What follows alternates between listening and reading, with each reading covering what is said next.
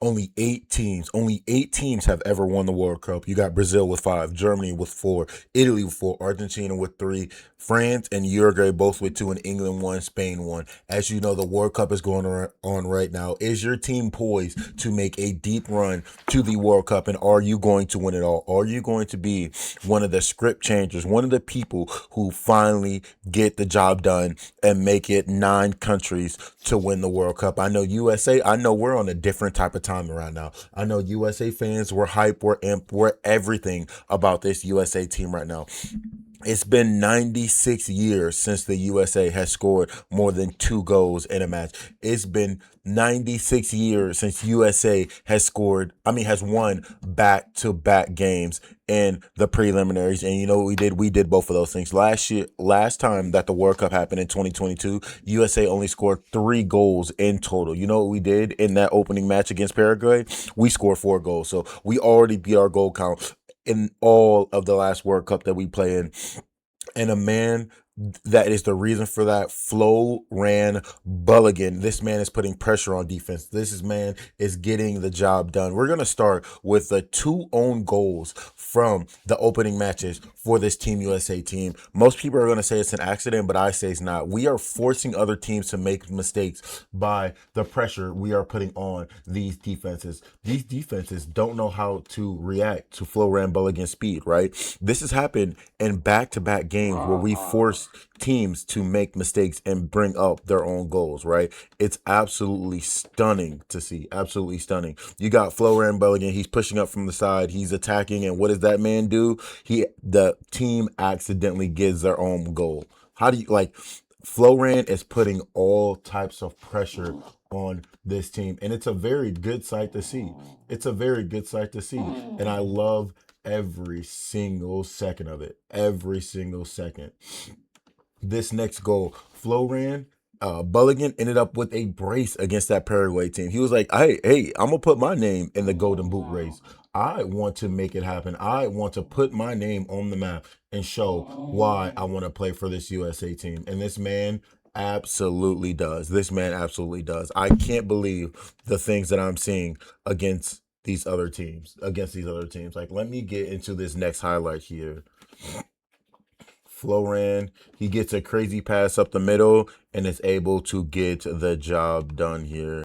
He gets this pass up the middle. He's off to the races. They can't stop him. He goes 1v1 in the corner of the net to give the USA a 3-0 lead against this Paraguay team.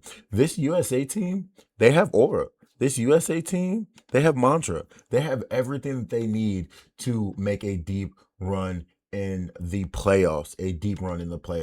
I'm sorry, the deep run in the World Cup. It's absolutely exciting to see. Absolutely exciting. And when they go up 3-0, Floran responds. I mean, when we go up 3-1, Floran absolutely responds in a great manner. A great manner. Another individual who we have to tip our hats to for this USA team is going to be Chris Richards. This man absolutely stunned everything that the Paraguay team had going on. This man will go out and he will complete 83 of 83 passes, whether that pass was forward, backward, whether that pass was sideways. This man was perfection with his passes for this Team USA team. He was setting FIFA World Cup record for the most amount of completed passes without a turnover and without a missed pass. This team is showing up in major ways. Major. Christian Pulisic, he played the first half. He's one of our best players. We didn't even have him. Against that second game. And you know what we did? We went out there and performed against Australia. The Australia game would end up 2-0. 2-0 without our best player. That's definitely a sight to see. That's definitely something that you can tip your hat off to this American team for showing up and getting the job done.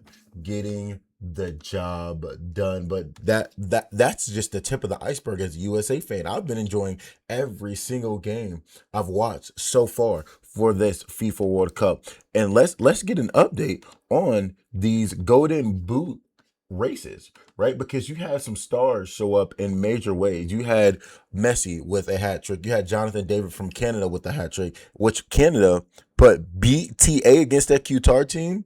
That Qatar team was getting cheapy. They were playing dirty. So you know what Canada did? We're gonna take the academic route. We're gonna take the high road, and we're just gonna score, score, score. Canada would beat Qatar 6-0.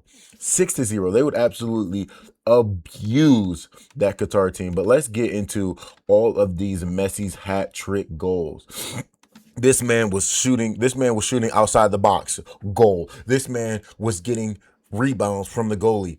Goal. This man was shooting another one outside the box. Goal. Like, this man could not be stopped. Messi could not be stopped against this team. Argentina is looking very good from the top of the key. Goal. Hey, Messi showed up. And this was a day after Mbappe had slightly overtaken him in the amount of goals within the World Cup. This happened hours later. Mbappe, he had 2 goals against this Senegal team.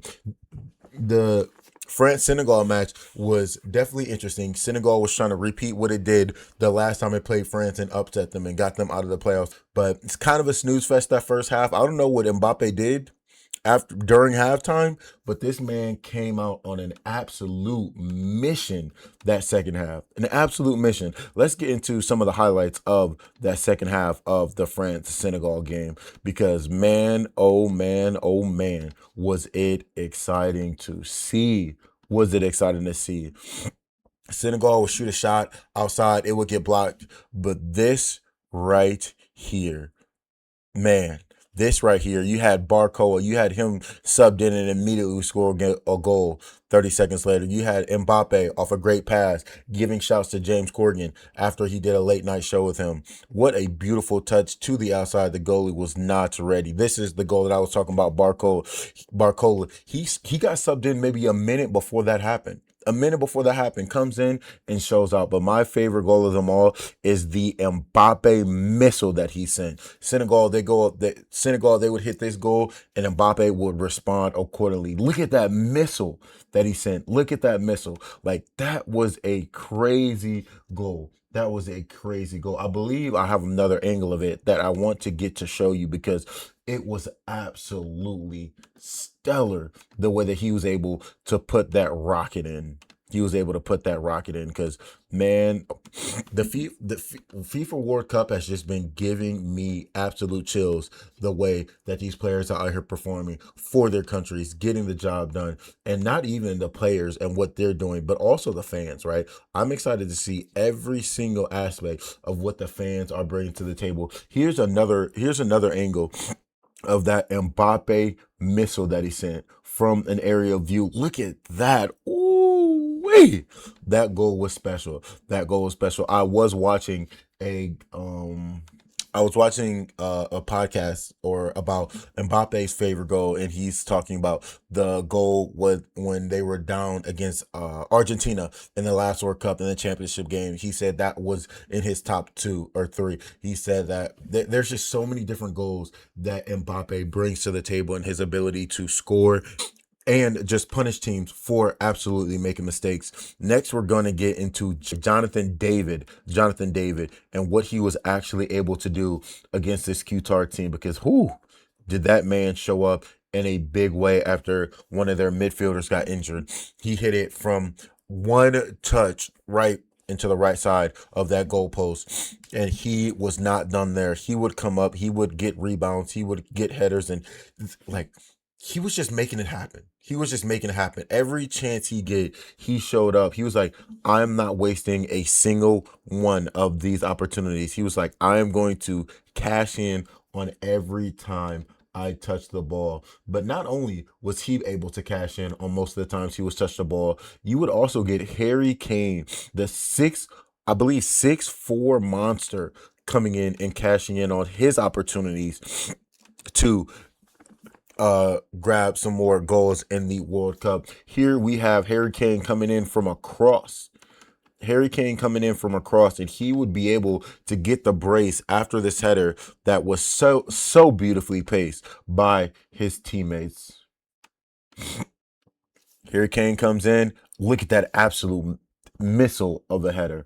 Missile of a header. Harry Kane showed up in a big way for England. They will snag the win over Croatia. I believe 4-2. That is going to be one of the games of the week for me. You not only had this game, you had Qatar at Canada, which I talked about 6-0. You had France and Senegal, which ended up at 3-1. You had Argentina versus Algeria, where Messi got his hat trick. Those were some of the best games of the week that I saw. And not only the best games of the week that I saw, but you also had some small countries show up in big ways. You had Cape Verde. They will tie Spain 0-0. And the goalie for Cape Verde, he absolutely did his things. He saved the ball every chance he get. Spain had possession, I believe, 75% of the time. And not only would he able to prevent them from getting goals, Cape Verde would tie that game. You had Ghana, they beat Panama 1-0. You had Congo, they tied with Portugal 1-1, as well as Ivory Coast versus Ecuador. So you had some of these small countries show up in a big way on the major stage, and it's just exciting to see all the different things and different traditions that are going on with everything that's going on in the World Cup, right? It's good. I'm glad to see all these fans kind of rally together and really show what their countries bring to the table. Not only is it fun to see, it's fun to watch, right? It's fun to see that all these different ethnicities of people are gathering in the United States and seeing how beautiful it is to be in the USA. First, we're going to get into what these Norwegian fans bring to the table because they currently have a lot to cheer for. They currently have a lot to cheer for. So let's get into the Norwegians. They performed in Boston. The fans did some of their traditions that they got going on, and we're going to get three different angles of these. And I'm just gonna let this play out for a second before I even get into it.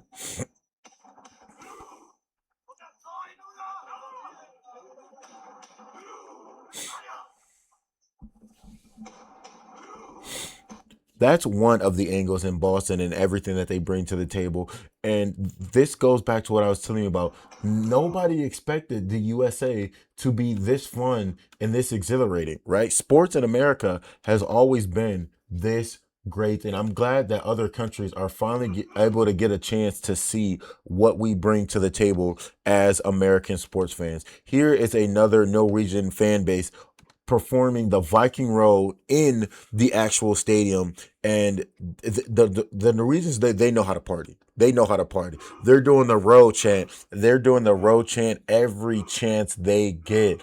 Every chance they get, they're showing out and showing out in a big, major way. This is the last clip that I'm going to show you of the Norwegian fan base because they're absolutely exhilarating to watch. Absolutely exhilarating. They do this outside. They do this on the escalators coming into the stadium. They do this in the stadium in their seats. Like this is just so fun to watch. It's so fun to be a part of. I'm glad this is happening in the USA. I'm glad we get to experience all the different countries and what they bring to the table. Because not only was the Norwegian fan base absolutely exhilarated, the Brazil fan base, the Dutch fan base, everybody was showing up in in a major way for each and every single one of these cities. This is the Dutch fan base out here in Texas, if I'm not mistaken. They're out here in Texas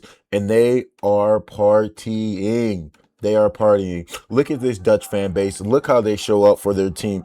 If you thought we were sports fanatics, the way that these countries show up for their World Cup team, absolutely insane, absolutely insane. And we know what Brazil brings to the table. We know their fan base is crazy, but look at them show up in the United States. In the United States, you got people. I'm just gonna let this play out.